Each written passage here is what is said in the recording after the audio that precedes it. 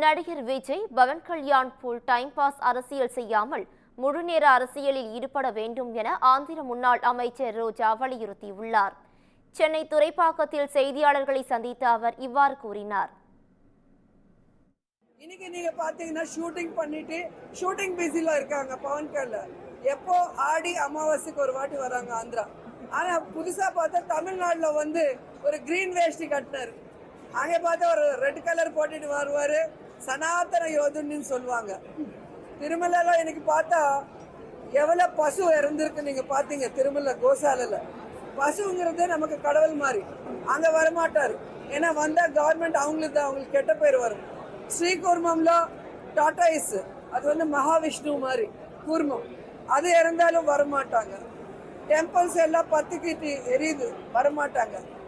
சந்திரபாபு நாயுடுக்கு ஒரு கஷ்டம்னா diversion politics பண்றதுக்கு வருவார். இப்போ திடீர்னு தமிழ்நாட்டில் நான் இங்கே பிறந்த இங்கே வளர்ந்த அவரு நம்ம பழனிசுவாமி என்னோட பக்தர், இவரோட பக்தர் சாமியா. அவருக்கு பைத்தியம் முத்தி போச்சுன்னு நினைக்கிறேன். விஜய் சாருக்கு நான் சொல்றது, ஒரு எம்ஜிஆர் மாதிரி, ஒரு ஜெயலலிதா மாதிரி, ஒரு என்டிஆர் மாதிரி ஜனங்க நம்மளை நம்பும் போது, நம்ம பின்னால வரும்போது அவங்களுக்காக எவ்வளவு தூரம் வேணாலும் நம்ம ஃபைட் பண்ணோம். திடீர்னு நடுவில் போகக்கூடாது, அவங்கள ரோட்ல விட்டுட்டு போகக்கூடாதுன்னு நான் சொல்றேன்.